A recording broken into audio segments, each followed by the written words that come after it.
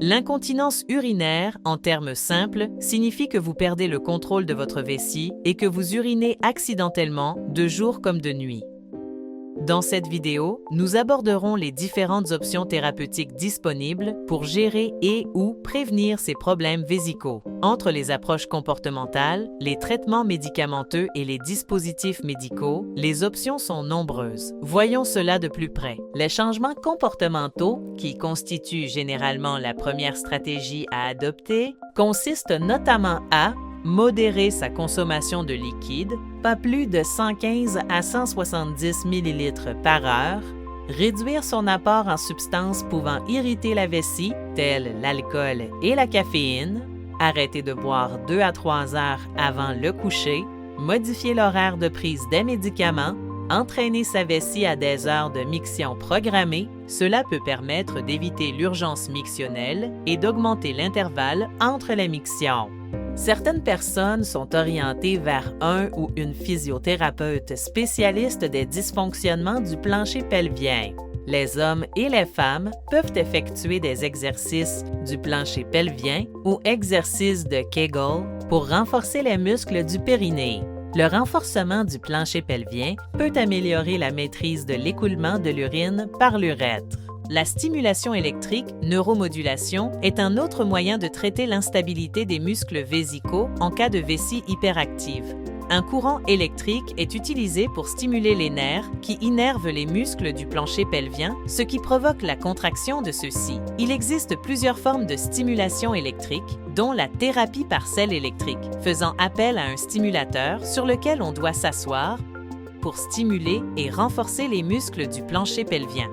La médication est une étape à envisager si les changements comportementaux et la physiothérapie du plancher pelvien ne suffisent pas. Divers médicaments peuvent être prescrits selon le trouble vésical en cause. En cas de vessie hyperactive ou de problèmes de stockage, les médicaments anticholinergiques sont le plus souvent prescrits. Ces derniers bloquent le signal envoyé au cerveau qui est à l'origine de l'augmentation de la contraction des muscles de la vessie. Comme pour n'importe quel médicament, il peut y avoir des effets secondaires. Il importe donc de discuter des risques et des bienfaits de chaque médicament avec son équipe soignante.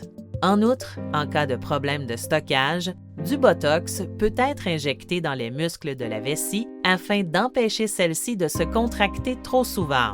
Avec le temps, les effets d'un tel traitement s'estompent et il peut être nécessaire de répéter celui-ci au bout de 6 mois à 1 an. La stimulation percutanée du nerf tibial, SPNT, est une autre option qui consiste à insérer une très petite électrode à travers la peau de la jambe. L'électrode est reliée à un stimulateur électrique à l'extérieur du corps. Le stimulateur envoie des impulsions à l'électrode qui stimule le nerf tibial de la jambe. Ce courant électrique agit ensuite sur le nerf qui, au bas du dos, régule la fonction de la vessie et du plancher pelvien. La neuromodulation sacrée, NMS, est une autre option qui consiste à placer un stimulateur électrique sous la peau au-dessus des fesses. Il existe de nombreuses options de traitement que vous pouvez envisager en vue de la prise en charge de vos symptômes persistants. Les doublures, les coussinets, les sous-vêtements jetables et les sous-vêtements réutilisables comportent tous un élément absorbant grâce auquel ils peuvent protéger les vêtements contre d'éventuelles fuites. Les cathéters constituent une autre option qui, quant à elle, est destinée à faciliter la vidange de la vessie. Il peut s'agir de dispositifs externes ou internes conçus spécifiquement pour les hommes ou les femmes. Les cathéters externes féminins peuvent être utilisés en cas d'hyperactivité vésicale et ou de fuite nocturne, mais pas pour les problèmes de rétention. Les cathéters externes féminins sont conçus pour faciliter la prise en charge des vessies hyperactives ou des fuites urinaires et non celle de la rétention urinaire. Un tel dispositif est placé à l'extérieur du corps et est constitué d'un tissu doux et flexible qui capte l'urine. Une légère aspiration permet à ce dispositif de collecter l'urine dans une boîte de recueil. Les hommes ont la possibilité d'utiliser des étuis péniens ou d'autres types de cathéters masculins externes. Un étui pénien ou condom collecteur est un dispositif de collecte d'urine qui enveloppe le pénis et qui est directement relié à une poche de recueil des urines fixée sur une jambe. D'autres types de cathéters masculins externes peuvent être placés autour de la base du pénis et permettre l'aspiration continue de l'urine qui est recueillie dans une poche de collecte spécifique. Le cathétérisme intermittent est une autre solution.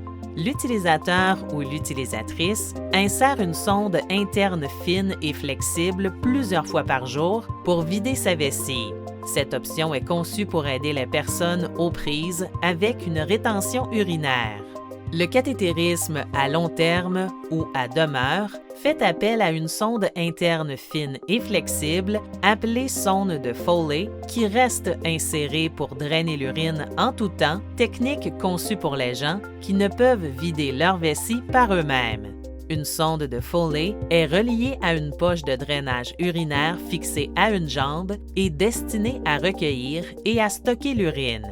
Votre équipe soignante peut aussi vous orienter vers un ou une urologue avec qui vous pourrez explorer d'autres options de traitement.